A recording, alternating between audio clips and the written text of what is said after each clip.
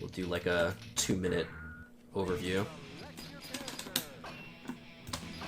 And I wanted to look at one other thing anyway.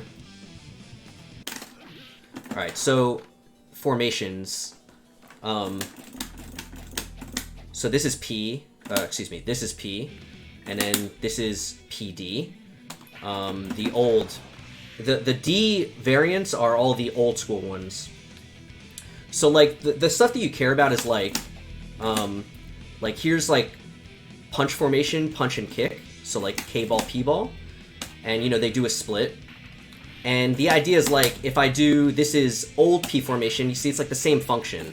So like even though like you know this is new P and then this is old P, new P, old P, extremely similar. And this is just an example to show you what I was talking about before, where they do a lot of the same functions. It's just they're slightly different overall. Another good example is like HK formation. So this is new HK, and this is old HK. Very similar. New HK, old HK.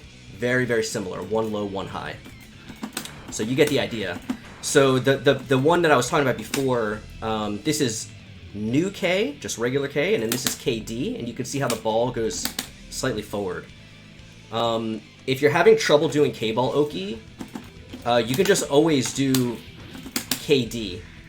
Because regular K-ball, it's a little bit tricky to do a running jump and kick this. You have to practice this a bit. I remember, like, you know, 13 years ago or whatever, when I was playing this game, I had to practice this a lot. Like, a lot. Hours and hours and hours in training mode to be able to do this consistently. And if you can't do this, it's kind of a problem. You really need to be able to, you know, knock down and kick this. So if you're having a problem with that, the nice thing is in Accent Core, you had no choice. You had to just practice it. The nice thing in this game is that you can do KD formation, and then it's it's like impossible to mess up because the ball's in front of you. Because the way that you mess it up is, like when you're doing normal K, the way that you're going to mess it up is you're going to dash past it. Or you're going to hit K too late, and you're going to do this, and it's going to whiff.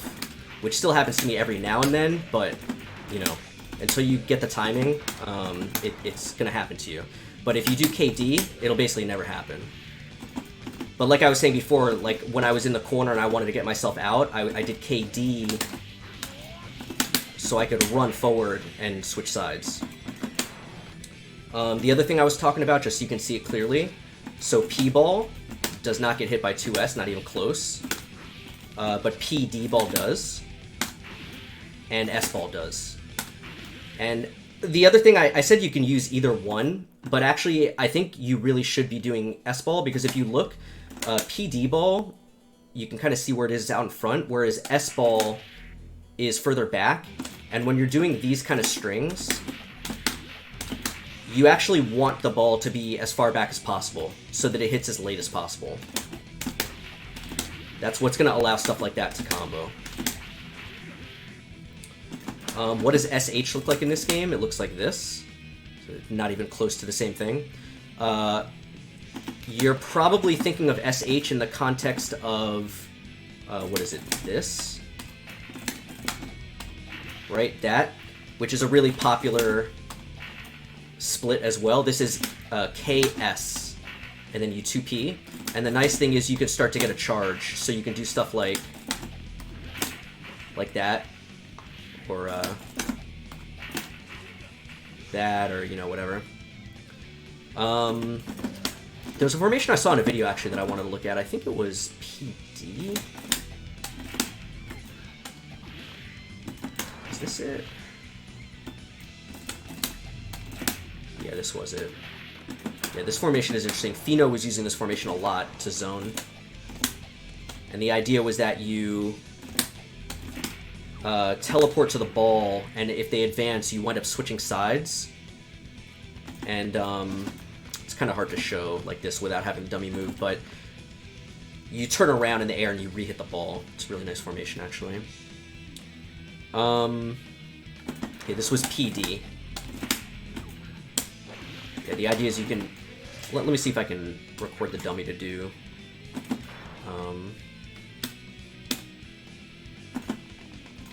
this. Yeah, okay, so...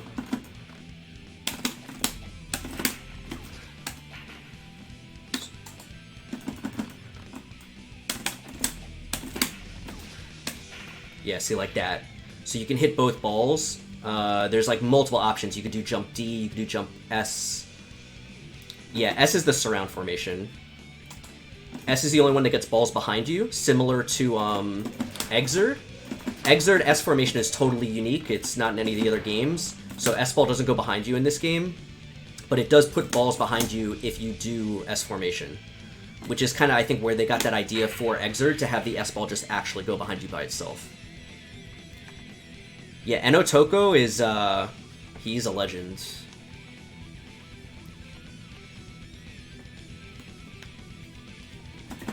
Gabe Sprout, yeah, I was doing that during the match. Yeah, so this is the other big formation that you want to be familiar with. This is the last thing I'll show here.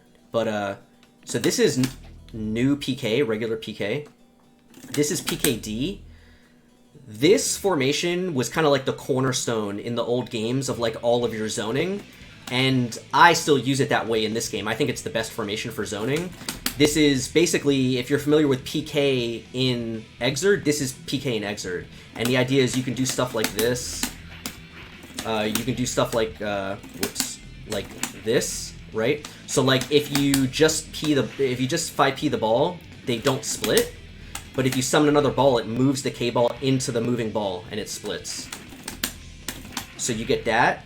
So you can just loop that.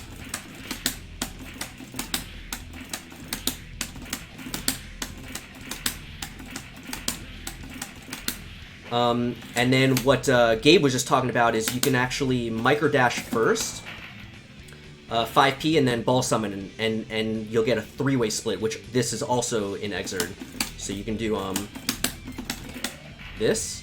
It's a really nice. This is a really good formation against Faust or Bridget, characters that go really, really high up.